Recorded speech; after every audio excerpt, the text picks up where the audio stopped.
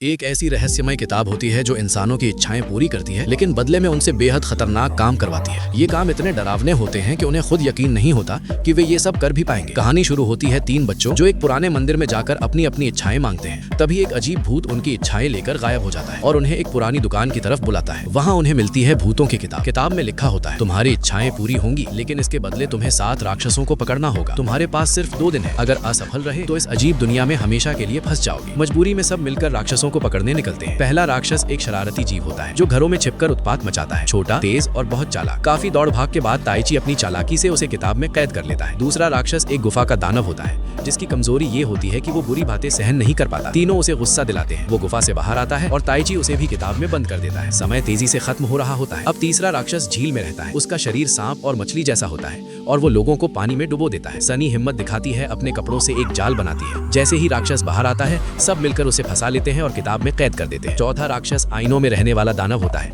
जो किसी का भी रूप लेकर धोखा देता है, कभी काजुकी बनकर, कभी हयामा बनकर। कोई समझ ही नहीं पाता कि असली कौन है। तभी काजुकी नोटिस करता है कि राक्षस की परछाई जमीन पर नहीं पड़ती। इसी से उसकी पहचान होती है और उसे भी पकड़ लिया जाता है। पांचवा राक्षस समय को रोकने वाला होता है। अचानक सब जम जाते हैं, सिर्फ वही चल सकता है। डर के बावजूद मिनाटो हिम्मत करता है, किताब खोलता है और उसका जादू तोड़ देता है। समय फिर से चलने लगता है और राक्षस कैद हो जाता है। अब बचता है छठा राक्षस, अंधेरे का मालिक। किताब उन्हें एक टूटी हुई इमारत में भेजती है जहाँ गहरा अंधेरा होता है। इस राक्षस की ताकत डर है। जितना डरोगे उतना वो बड़ा और ताकतवर होता जाएगा। सब डर जाते हैं, लेकिन हयामा उन्हें समझाती है कि डरने से ये और मजबूत होगा। जैसे जैसे वे हिम्मत करते हैं, राक्षस छोटा होता जाता है और आखिरकार किताब में समा जाता है। अब बचता है 7वां और आखिरी राक्षस, असली सच। किताब दिखाती है कि वो उसी मंदिर में है जहाँ से सब शुरू हुआ था। जब वे वहाँ पहुँचते हैं तो चौंक जाते हैं। आखिरी राक्षस वही भूत होता है जिसने शुरुआत में उनकी इच्छाएं ली थी। वो कहता है, मैं तुम्हारी लालच और सपनों से पैदा हुआ हूँ। अगर मुझे हराओगे तभी तुम्हारी इच्छाएं पूरी होंगी। भूत बहुत ताकतवर होता है। वो उनके डर को पढ़कर बिजली, आग और भयानक आवाजों से हमला करता है, लेकिन तीनों दोस्त हार नहीं मानते।